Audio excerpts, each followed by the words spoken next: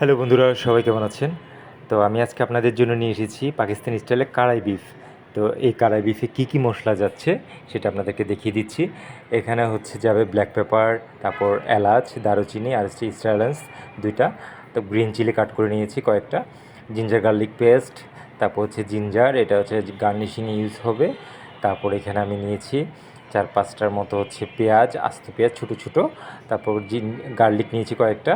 আর হচ্ছে এখানে হচ্ছে এটা নাগামরিচ ছিল। আর অবশ্যই টমেটো যাবে, টমেটোটা কাট করা দেখিয়ে দিচ্ছি। তো আমি এখন সরাসরি চলে যাচ্ছি বিফটা কাট করতে। আমি এখানে বিফ নিয়েছি, আপনারা চাইলে এখানে মাটন, ল্যাম্প যে কোনো রেড মিট দিয়েই রান্নাটা করতে পারবেন, কিন্তু অবশ্যই চেষ্টা করবেন এই রান্নাটাতে যাতে হাড় থাকে আর হচ্ছে পর্যাপ্ত পরিমাণ চর্বি থাকে, মানে ফ্যাট থাকে। তো আমার অ্যাকচুয়ালি আমি যেটা নিয়েছি মাংসটা, এটাতে ফ্যাট খুব বেশি ছিল না, সামান্য কিছু চর্বি পেয়েছি, আর হাড় তো একদমই নেই, বোনলেস মাংস। তো এটা দিয়ে আজকে আমি করি, দেখা যাক কেমন হয়। তো আমি এই মাংসটাকে হচ্ছে রেগুলার যে মিডিয়াম সাইজ সেটা করে কাট করে নিলাম, ভালো করে হচ্ছে কাট করে নিচ্ছি সুন্দর করে। তো আর হচ্ছে চর্বিটা আমি আলাদা করে নিয়েছি, চর্বিটাও এই রান্নাটাতে ইউজ করা হবে। তো এখন এই সামান্য দেখেন, একদম সামান্য পরিমাণ চর্বি পেয়েছি, কিন্তু আরও বেশি লাগবে। তো এখন ভালো করে এটা ওয়াশ করে নিয়ে নিচ্ছি 3-4 বার, একদম পানি ভালো করে, যাতে রেডিশ যে কালারটা আছে রক্তের সেটা চলে যায়। তো আমি এখন চপিং বোর্ডটা ওয়াশ করে চলে আসলাম টমেটো কাট করতে। টমেটোগুলো হচ্ছে 2 পিস করে কাট করে নিচ্ছি, মাঝখান থেকে শুধু 2 পিস।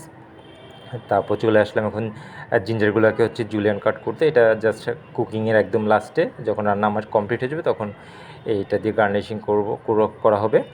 তো এটা জিঞ্জারটা কাট করা হয়ে গেল। তো চলে আসলাম এখন সরাসরি প্যানের মধ্যে আমি হচ্ছে চর্বি যেটুকু পেয়েছিলাম সেটা দিলাম। আর যেহেতু আমার এখানে চর্বি কম, এখানে একটু চর্বি বেশি লাগে, এই জন্য আমি হচ্ছে এর আমার বাসায় কিছুটা তেল তোলা ছিল গরুর মাংসর আগে রান্না করার, সেই যে তেলটা সেটা কিছুটা দিয়েছি। আপনারা অবশ্যই চেষ্টা করবেন যাতে পুরোটাই চর্বি হয়। চর্বিটা ভাজতে ভাজতে যে তেলটা ওঠে সেটা একটা স্মেল আসে আলাদা, ওই স্মেলটাই কিন্তু এই রান্নাটার মানে একদম ফ্লেভারটা ভালো করবে। আর এই রান্নাটাতে যে হচ্ছে মাংসের যে রিয়েল টেস্ট, মাংসের যে একটা স্মেল সেটাই থাকবে। তো আমি এখন পর্যাপ্ত পরিমাণ আমার এখানে তেল উঠে গেছে চর্বিটা থেকে। তো আমি ওইটার মধ্যেই এখন হচ্ছে আমার ওয়াশ করে রাখা মাংসগুলো দিয়ে দিচ্ছি।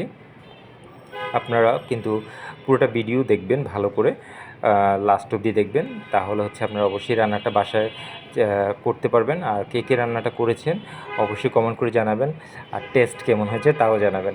আমার কাছে তো দুর্দান্ত লেগেছে রান্নাটা। অ্যাকচুয়ালি আমরা আসলে খুব বেশি পরিমাণ হচ্ছে মশলা, পাউডার মশলা ইউজ করা বা গরম মশলা এই টাইপের খাবার খেয়ে অভ্যস্ত। তো এই জন্য আসলে হঠাৎ করে এই ধরনের ডিফারেন্ট কান্ট্রির খাবার খুবই ভালো লাগে। তো এটাতে একদমই এটা হেলদি একটা খাবার, মশলা টশলা খুবই কম আছে এখানে। আর হচ্ছে এটা যে কালারটা, মাংসের কালারটা চেঞ্জ হওয়া পর্যন্ত এটাকে ভাজতে হবে। তো এখানে আমি আসলে কোনো পাউডার মশলা ইউজ করব না, একদমই না। তো যেমন আমরা হচ্ছে আপনার গরম মশলা পাউডার আছে, তারপর হচ্ছে জিরা পাউডার, ধনিয়া পাউডার, তারপর হলুদের গুঁড়া, মরিচের গুঁড়া, এই টাইপের কোনো মশলাই আমরা এখানে ইউজ করব না এটাতে। আপনারা দেখে যান পুরোটা ভিডিও কেমন হয় রান্নাটা। আর অবশ্যই রান্নাটা টেস্ট করবেন বাসায় রান্না করে। এখন আমি দিয়ে দিচ্ছি হচ্ছে পিঙ্ক সল্ট। আপনারা চাইলে এখানে রেগুলার যে বাসায় আমাদের সল্ট থাকে সেটা ইউজ করতে পারবেন, কোনো সমস্যা নেই। আমি এখানে পর্যাপ্ত পরিমাণ পিঙ্ক সল্ট দিয়ে দিচ্ছি স্বাদ মতো।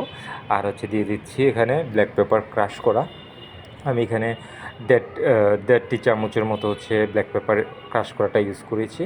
এই রান্নাটাতে অ্যাকচুয়ালি ব্ল্যাক পেপারটা একটু বেশি যায়, এটার যে টেস্টটা সেটাই নিয়ে আসে ব্ল্যাক পেপারে। তো সল্ট আর পেপারটা দেওয়ার পর ভালো করে মিক্স করে নিতে হবে আর ভাজতে হবে। তো তারপর হচ্ছে মানে আমি দেখেন ভাজতে থাকি, আর আপনারা রান্নাটা অবশ্যই ফলো করেন, দেখেন, আর আমার চ্যানেলটাকে ফলো করে দিবেন। আপনাদের জন্য আমি চেষ্টা করব আস্তে আস্তে ভালো কিছু নিয়ে আসতে। তো আমি এখন দিয়ে দিচ্ছি এখানে জিঞ্জার পেস্ট যেটা নিয়েছিলাম 1 টেবিল চামচের মতো, আর হচ্ছে গার্লিক পেস্ট 1 টেবিল চামচ। যেহেতু আমার এখানে 1 কেজি পরিমাণের মতো মাংস আছে, তো এর বেশি জিঞ্জার গার্লিক পেস্ট দেওয়া লাগবে না, যেহেতু আমি আবার আস্ত কিছুটা দিব।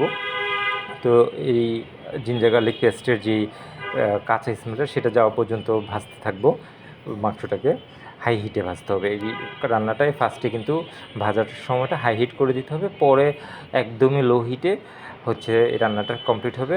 40 থেকে 45 মিনিটের মধ্যে আপনার রান্নাটা একদম সফট হয়ে যাবে মাংসগুলো। তো আমি এখন রান্নাটা হচ্ছে হতে থাক, আর আমি এখন দিয়ে দিচ্ছি হচ্ছে আস্ত কিছু মশলা নিয়েছি। এই মশলাটা অ্যাকচুয়ালি মানে অপশনাল। তারপর আমি এখানে 2টা হচ্ছে স্টার দিচ্ছি, তারপর 2টার মতো হচ্ছে দারুচিনি, 4-5টার মতো এলাচ, আর হচ্ছে এখানে কিছুটা হচ্ছে আস্ত ব্ল্যাক পেপার। পাকিস্তানের যে রান্নাটা আছে সেখানে কিন্তু কারাই বিফে কিন্তু আপনার এই শুধু ব্ল্যাক পেপারটাই যায়, এলাচ, দারুচিনি, স্টার এসব যায় না। তারপর এখানে যে আমরা বাঙালি, তো আমরা আসলে মশলার যে ফ্লেভারটা সেটা পছন্দ করি। কাঁচা মাংসটা স্মেল, বাট এটা গুড, কাঁচা মাংসের যে স্মেল সেটা অনেক বেশি ভালো লাগে যখন রান্নাটা হয়। তো আমি দুভাবে রান্না করেছিলাম, তো আজকে রান্নাটা করতেছিলাম হচ্ছে এইভাবে, একটু নতুনভাবে। তো আপনারা অবশ্যই রান্নাটা করবেন। তো ভালো করে হচ্ছে ভাজতে হবে যাতে মশলার যেই ফ্লেভারটা আছে সেটা মাংসের সাথে ঢুকে গিয়ে তারপর মাংসের টেস্টটা একদম ইনহ্যান্স করে।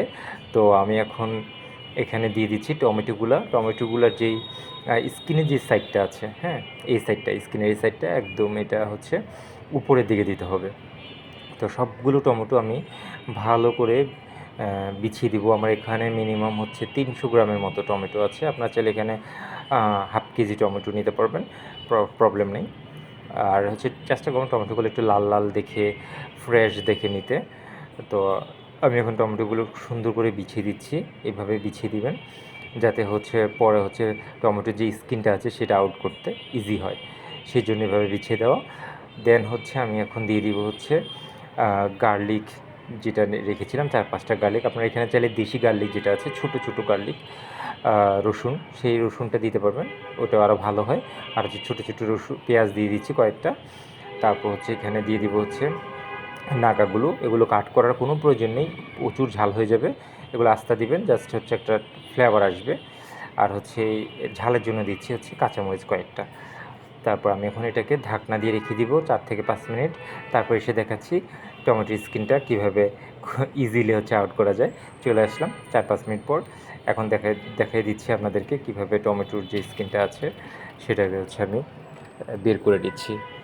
তো আমার রান্নাটা হচ্ছে টমেটোর স্কিনটা বের করার পরে হচ্ছে এই টমেটোটাকে আমি মাংসের সাথে খুব ভালো করে মিশিয়ে নিব, ম্যাশ করে ফেলবো একদম।